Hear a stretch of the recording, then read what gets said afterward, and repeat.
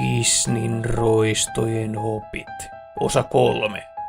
Notre Damen kellonsoittajan tuomari Frollo. Tuomari Frollo on siitä mielenkiintoinen Disney-pahis, että hän oikeastaan ajatteli olevansa hyvä tyyppi. Kun suuri osa muista Disney-pahiksista taas ties olevansa pahoja ja nautti omasta pahuudestaan. Tuomari Frollo taas piti itseään hartaana kirkon miehenä, joka taisteli roistoja ja syntisiä vastaan. Mikä on melkoisen ironista, kun samaan aikaan hän oli ihan täys psykopaatti. Suoraan sanottuna Frollo on meikäläisen mielestä ehkä häiritsevin Disney-pahis mikä on. Eurooppa oli tohon aikaan täynnä Frollon tapaisia tyyppejä. Toi ei ole pelkästään mikään Disney-satujuttu, vaan kytköksissä vahvasta realismia. Heti elokuvan alussa Frollo murhaa viattoman naisen kirkon rappusille. Ja on sen jälkeen heittämässä vauvaa kaivoon, koska ei pidä tän pärstästä. Jos pappi ei ilmaantuisi paikalle ja kehottaisi Frolloa pohtimaan omia syntejään, niin Frollo olisi tappanut tämän vauvankin.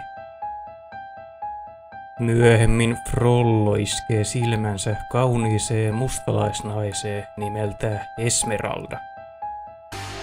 Ja sen sijaan, että kohtaisi omat tunteensa kuin mies, olkapäitä kohauttaen, että okei, seksuaaliset tunteet on ihan normaali juttu. Niin Frollo käy laulamaan jostain helvetin liekeistä ja tuumaa, että Esmeralda on noitako.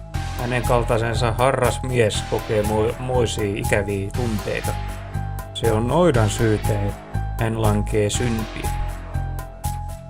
Tulee vähän mieleen muslimimiehet nykyaikana, kun he käskee naisten pukeutuu mustiin säkkeihin, ettei vaan näkyisi paljasta pintaa, koska silloin miehen seksuaaliset vaistot herää ja toi ei ole se miehen omaa syytä, että se ei pysty handlaamaan niitä vaan naiset. Okei, eli Frollo tuumaa, että hänen pitää saada Esmeralda omakseen, tai sitten polttaa hänet noitana. Me ei mitään tuolta väliltä. Ja jahtaessa Esmeraldaa hän tulee tuikanneeksi koko Pariisin tuleen. Ja lopussa Frollo juoksee miekkaa heilutellen ympäri kirkkoa kuin joku mielipuoli. Luulis, että hänen kaltaiselle hartaalle uskovaiselle kaverille kirkko olisi pyhä paikka, jossa ei parane heilutella miekkaa, mutta no, eihän hän ole todellisuudessa. Frollo ei kuitenkaan kestä kohdata todellista itseään ja kertoo sen takia itselleen tarinaa pyhästä ja hartaasta ja hyvästä miehestä. Ja tästä päästäänkin itse opetukseen.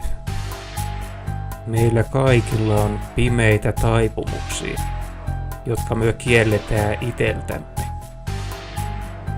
Me ei uskalleta kohdata meidän omaa pimeitä puoltamme, jolloin se painuu alitajuntaa ja vetelee sieltä käsin lankoja meidän jokapäiväisessä elämässä ilman, että me edes huomataan itse mitään. Jos sinä oot niitä ihmisiä, jotka kuvittelee olevansa täydellisen hyviä tyyppejä, niin no, sinä ei ole sellainen. Sinä oot silloin todennäköisesti ihan päinvastainen. Sinä et ole sinut oman pimeytesi kanssa ja sen takia sinä näet vaan oman valosan puolesi.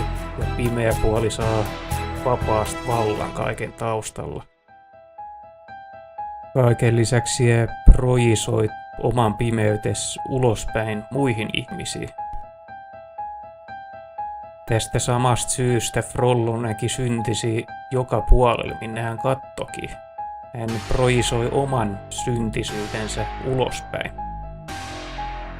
Frollo tuumas myös, että maailma on paha paikka.